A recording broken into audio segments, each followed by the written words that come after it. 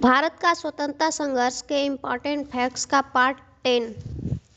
डंडा फौज का गठन पंजाब में चमनदीव ने किया। दीनबंधु मित्र का नाटक नील दर्पण में नील की खेती करने वाले पर अत्याचार का उल्लेख है। राष्ट्रवादी अहरार आंदोलन मजहर उल हक ने प्रारंभ किया। आत्मसम्मान आंदोलन की शुरुआत रामस्वामी नायकर ने की। निरंकारी आंदोलन की शुरुआत दयाल दास ने की। ब्रह्म समाज का प्रतिज्ञा पत्र देवेंद्रनाथ ठाकुर ने तैयार किया। देव समाज के संस्थापक शिवनारायण अग्निहोत्री थे। तिरुड़ स्त्री सभा की स्थापना कलकत्ता में की गई।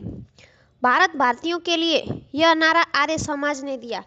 स्वामी विवेकानंद 1893 में शिकागो में विश्व धर्म सम्मेलन को संबोधित किया। बंगाल में मुस्लिम जागरण का पिता नवाब अब्दुल लतीफ खान को कहा जाता है। दिल्ली षड्यंत्र केस में दीनानाथ के द्वारा मुखबिरी की गई थी। अलीपुर केस में सरकारी गवाह नरेंद्र गोसाई बन गया था। सबसे कम उम्र में फांसी की सजा पाने वाला क्रांतिकारी खुदीराम बोस था। इनकलाब जिंदाबाद का नारा भगत सिंह ने दिया। शहीद ए आजम के नाम से भगत सिंह को जाना जाता है। भगत सिंह को फांसी की सजा सुनाने वाला न्यायाधीश जीसी हिल्टन था। सबके लिए एक जाति एक धर्म एक ईश्वर का नारा श्री नारायण गुरु ने दिया। सरवण हिंदुओं को की फांसीवादी कांग्रेस कहकर कांग्रेस का चरित्र निरूपण मोहम्मद अली जिन्ना ने किया। मैं एक क्रांतिकारी के रूप में कार्य करता हूँ, यह कथन है जवाहरलाल नेहरू का।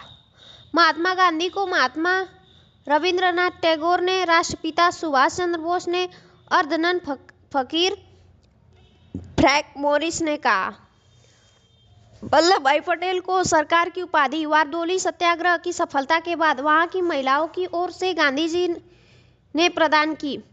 हाली पद्धति गुजरात के बारडोली क्षेत्र में कपिलराज जनजाति को इस पद्धति के अंतर्गत उच्च जातियों के यहाँ पुश्तैनी मजदूर यानी बधुआ मजदूर के रूप में कार्य करना होता था।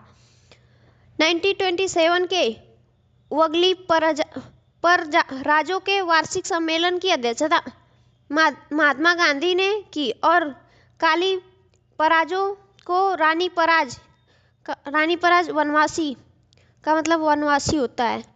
रानी पराज की उपाधि ही थी। सुभाष चंद्र बोस को सर्वप्रथम नेताजी एडोल्फ हिटलर ने कहा था। गोखले के आध्यात्मिक एवं राजनीतिक गुरु एम.जी. रनाडे थे। महात्मा गांधी जी के राजनीतिक गुरु गोपाल कृष्ण गोखले थे। सुभाष चंद्र बोस के राजनीतिक गुरु देशबंधु चित्तरंजन दास थे। भारत का बिस्मार्क सरदार वल्लभ भाई पटेल को कहा जाता है।